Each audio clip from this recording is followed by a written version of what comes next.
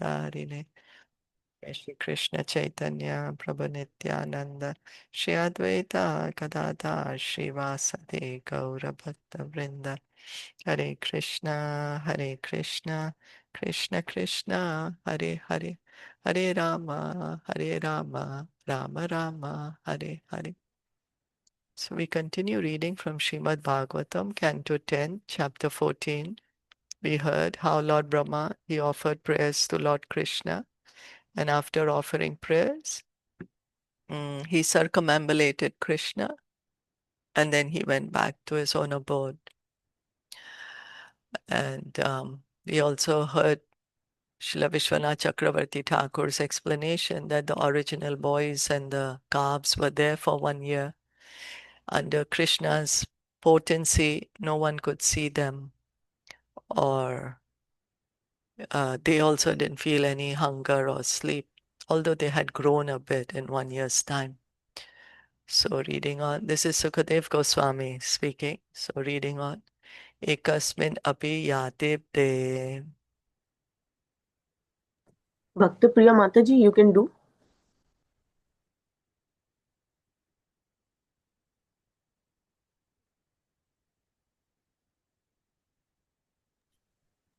Hare Krishna. Ekasmin api yate vate. Pranesham cha antaratmanaha. Pranesham chantaratmanaha. Krishna maya hata rajan. Krishna Maya Hata Rajan. Shan ardham me nire urbakaha. Shan Ardham Manir Rebhikha. Translation and purport by disciples of His Divine Grace, A.C. Bhaktivedanta Swami Srila Prabhupada. O King, although the boys had passed an entire year apart from the Lord, of their very lives, they had been covered by Lord Krishna's illusory potency, and thus considered that year merely half a moment. So the boys, they didn't realize 1 year had passed, and they just thought, oh, half a moment is gone. Like Lord Brahma also thought only 1 moment has passed. So these boys also, they are under the Yogamaya potency. Kim kim na vismaran tiha. Kim Kimana Vishmarantiha. Maya mohita chetasaha. Maya Mohitat Chetasha. Yan mohitam jagat sarvam. Yan Mohitam Jagat Sarvam. Abhikshanam vismrit atmakam. Abhikshanam Vishmritatmakam. What indeed is not forgotten by those whose minds are bewildered by the Lord's illusory potency. By that power of Maya, this entire universe remains in perpetual bewilderment. And in this atmosphere of forgetfulness, no one can understand his own identity. It is clearly stated here that the entire universe is bewildered. Thus, even great demigods like Indra and Brahma are not exempt from the principle of forgetfulness. Krishna says in Bhagavad Gita chapter 15 that knowledge, remembrance, and forgetfulness come from him. So we want to forget Krishna. Krishna helps us forget him under this illusion, Mahamaya. She helps us forget Krishna. She covers our real identity. Under her illusion, we think we are this body. Forget that we are spirit souls, part and parcel of Krishna. So not only us human beings, but even great demigods are under this illusion. Lord Brahma, Lord Indra, they are also under this illusory potency of Maya. Since Lord Krishna exercised his internal illusory potency over his cowherd boyfriends and calves, it is not at all astonishing that for 1 year they could not remember their position.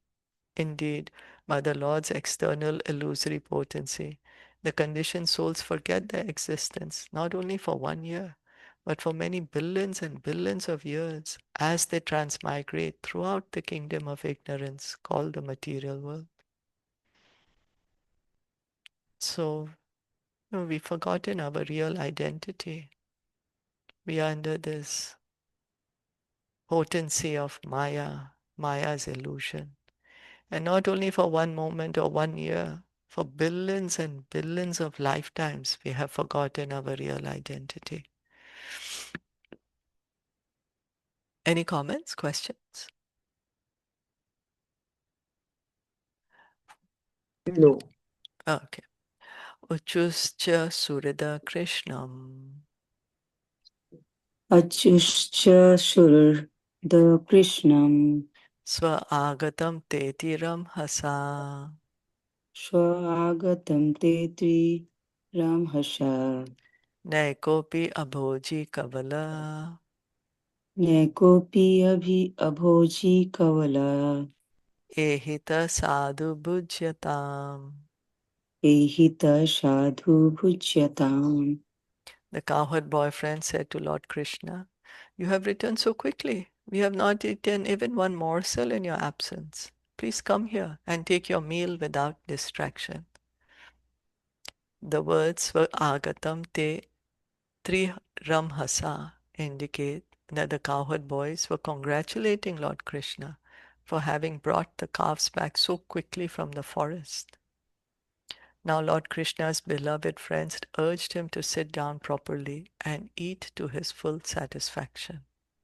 These are the boys because they didn't know 1 year has passed. They're thinking, oh, Krishna's just gone to bring the calves and he's just now brought back the calves. And look, we are still, we are still eating our food and Krishna's back so soon.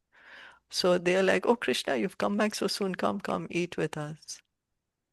According to Srila Prabhupada's Krishna, the Supreme Personality of Godhead, the cowherd boyfriends felt quite jubilant and were eager to eat with their dear friend Krishna. Tato Hasan Rishikesho.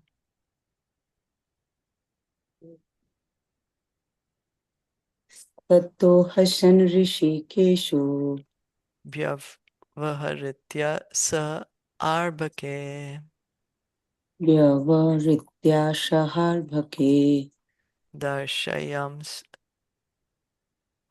Charma Jagaram Darshayam Charmagyaram. This will be the snake. Mm. Oh, Ajagaram. Ajkaram, yeah. Yeah. Ajkaram. Nyavartata Vanadvrajam. Nyavartatavanad Prajam. Then Lord Rishikesh, smiling, finished his lunch in the company of his cowherd friends. While they were returning from the forest to their homes in Raj, Lord Krishna showed the cowherd boys the skin of the dead serpent, Aghasur. So you all remember? Krishna had just killed Aghasur. And then they were sitting down for this picnic, and Brahma then stole the cows and the calves. And that's how 1 year has passed. But now the boys are thinking it's just one moment. And Krishna is saying, look here, Aghasur's body is still here. Barha prasunna vanadhatu vichitrangahe Varha Prasunna Vanadhratu Vichitti Titanga prodama venu dalashingaravotsavadyaha. Pradodam Venu Dalashri Garevo Swadhaya Vatsan grinan anugagita pavitra kirtir. Vatsan Granana Anuka Geet Pavitra Kirtir Gopi drig utsava drishi pravivesha goshtam. Gopi Drigutsavadri Parivesha Gostham. Lord Krishna's transcendental body was decorated with peacock feathers and flowers and painted with forest minerals. and his bamboo flute loudly and festively resounded. As he called out to his calves by name, his cowherd boyfriends purified the whole world by chanting his glories. Thus Lord Krishna entered the cow pasture of his father, Nanda Maharaj, and the sight of his beauty at once produced a great festival for the eyes of all the cowherd women. According to Srila Jiva Goswami and Srila Vishwanath Chakravarti Thakur, the gopis mentioned here are the elder cowherd ladies such as Mother Yashoda, who loved Krishna with parental affection. Krishna's cowherd boyfriends were so proud of Krishna's wonderful activities that while entering the village, they all sang his glories. So now they're going back home. They're taking all their calves back and they're happy going back. And Sukadev Goswami is giving us a nice description here of Krishna. Krishna's body is not material, is transcendental. Satchid Ananda. His Satchidananda body is decorated with minerals which are found in the forest. They're forest flowers, peacock feathers, and his flute is there. He's playing the flute, and with the flute, he's calling out the names of the calves, and they are running to him. And his friends are so happy to be with him, and they're singing his glories. He has just killed Agasur. Of course, they don't realize 1 year has passed. So they're singing, oh, how Krishna has killed Agasur, and they're all entering this back into Vrindavan. Produced a great festival for the eyes of all the cowherd women. So the gopis are eagerly waiting for Krishna. These are the elderly gopis, Mother Yashoda and her friends, not the young gopis. And by looking at Krishna, they're thinking it's such a great festival. They're so happy to see Krishna back. We feel happy when there's a festival. We just celebrated Lord Nityananda's appearance day a few days ago. It was a very happy festival, joyous festival. So here by looking at Krishna, the gopis are feeling it's such a great festival. Adya anena mahavyalo Adyanena Mahavayalo Yashoda Nanda Sununa Yashodananda Shununa Hato Vita Vayam Chasmat Ato Vita Vayam Chashmat Iti Bala Vraje Jaguho.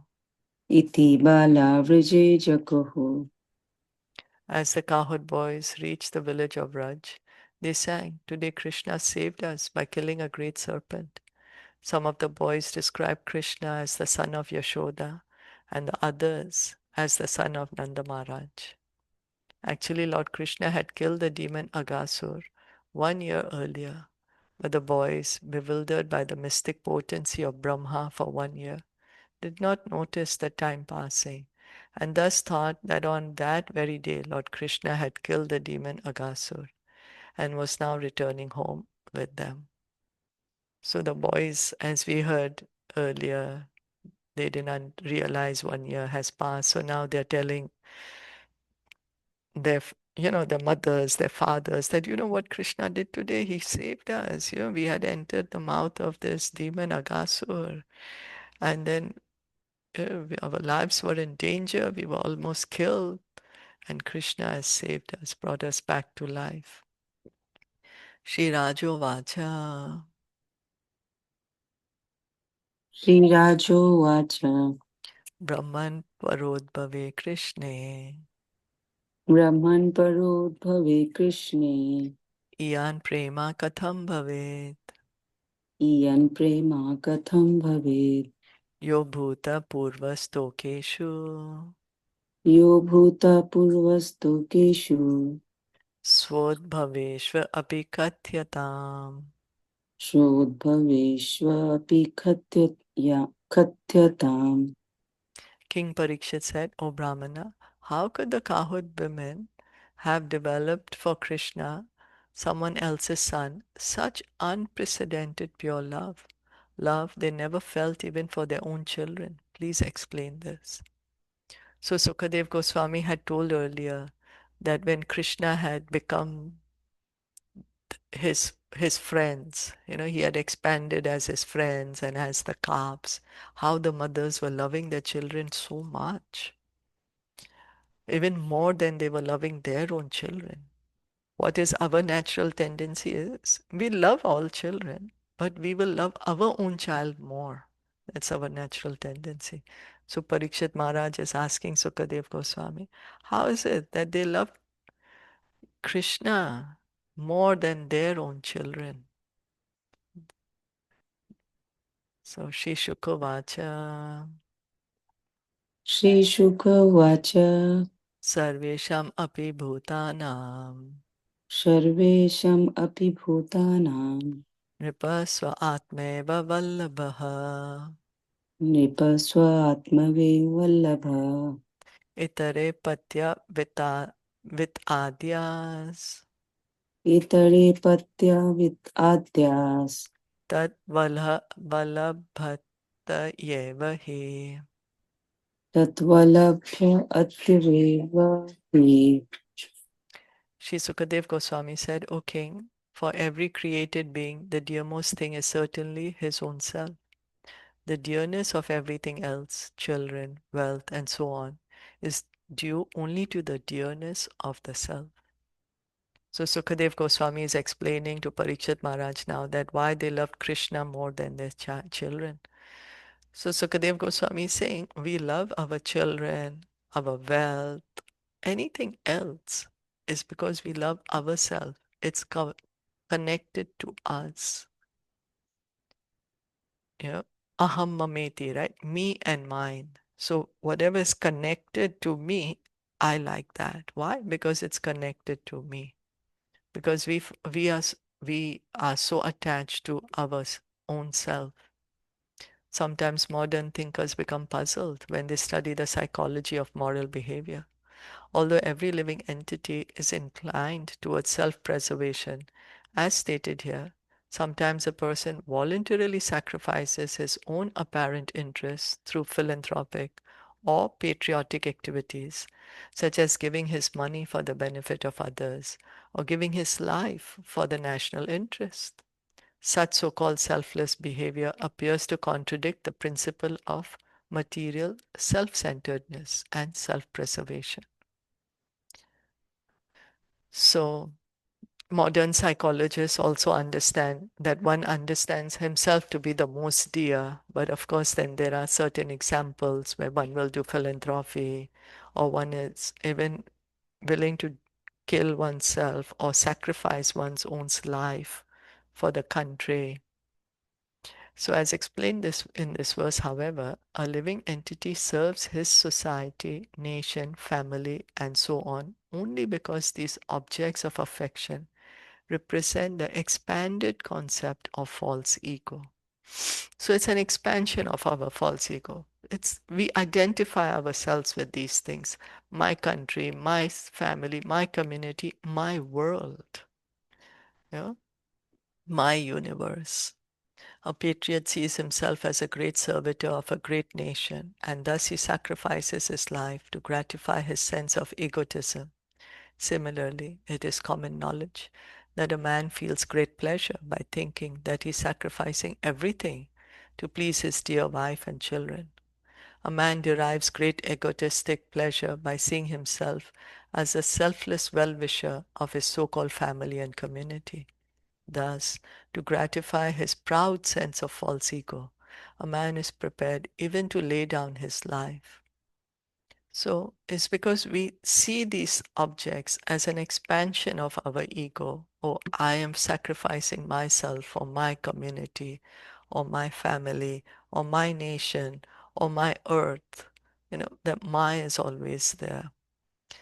So this apparently contradictory behavior is yet another demonstration of the bewilderment of material life, which has neither rhyme nor reason, being a manifestation of gross ignorance of the non-material soul.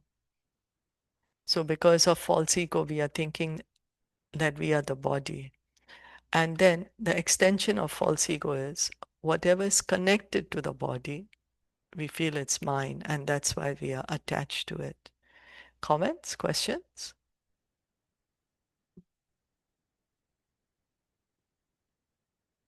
It's all right.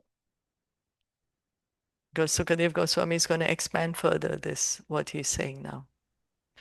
Tad Rajendra Yatha Sneha Tad Rajendra Yata Seha Swasvak Atmani Dehinam Swashakatmani Dehinam Na Tatha Mamat Alambe Na Tatha Mam Atalam Atal Mam Atal Al Mamta Lambe Mamatalambi Putra Vita Grahadishu. Putra Vita Grihadishu. For this reason, O best of kings, the embodied soul is self-centered. He is more attached to his own body and self than to his so-called possessions like children, wealth, and home. It is now common practice all over the world for a mother to kill her own child within the womb if the birth of that child represents any inconvenience for her. Similarly, grown children eagerly place their elderly parents in lonely institutions rather than be inconvenienced by their presence at home. These and innumerable other examples prove that people in general are more attached to their own body and self, which represents I-ness, than to their family and other possessions, which represent minus. So the extension is the family, right? But material life is self-centered. We love our bodies more than what? Than our possessions. Although, of course, there may be some rare exceptions, but we are speaking about the average here. Sukadev Goswami is speaking about the average material psychology. Although conditioned souls are very proud of their so-called love for society, family, and so forth, in reality, every conditioned soul is acting on the platform of gross or subtle selfishness. So this is what Sukadev Goswami is explaining to Parikshit Maharaj, that everyone loves the self the most, more than children or wealth or nation or society or community. Dehatma vadinam pumsam. Dehatmanam Vadinam Pumsham Apirajanya sattama. Apirajanya Sattaman Yatha deha priyatamas. Yatha Deha Priyatamas Tatha nahi anuyechatam. Tatha Nehi Anuyechatam. Indeed, for persons who think the body is the self, O best of kings, those things whose importance lies only in their relationship to the body are never as dear as the body itself. So the general material conception is that I'm the body, right? So in this kind of thinking, then the person thinks that I am the most valuable. I am the dearmost. Nothing is as, and no one is as dear as me. Dehopi mamata bhakchet. Dehopi Mamata Bhakshet Tarhi asau natma vat priya. Trehe Asho Namatavat Priya Yad jiryati api dehesmen. Yajiryati Api Dehesmin Jivitasha baliyase. Jivetasha Baliyashi. If a person comes to the stage of considering the body mine instead of me, he will certainly not consider the body as dear as his own self. After all, even as the body is growing old and useless, one's desire to continue living remains strong. The word mamta bhak is very significant here. An ordinary foolish person thinks, I am this body. A more discriminating, intelligent person thinks, this is my body.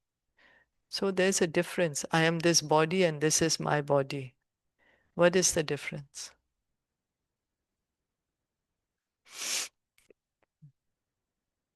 Hare Krishna.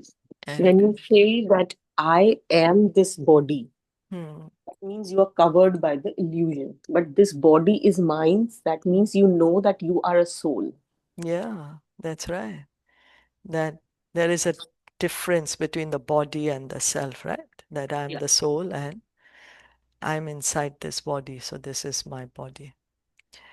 Okay. In the literature and folklore of ordinary people, we find the common theme of an old, decrepit person dreaming of obtaining a new young body.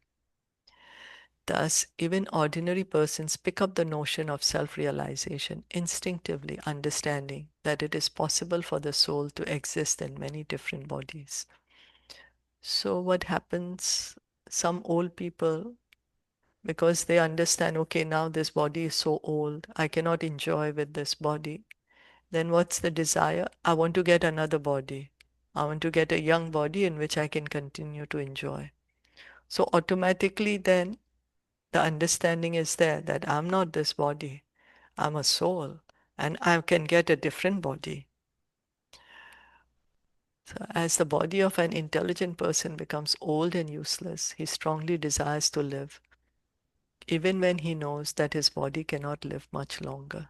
This indicates he's gradually becoming aware that his self is more important than his body. Thus, simply the desire for life can indirectly bring one to a preliminary understanding of self-realization, right?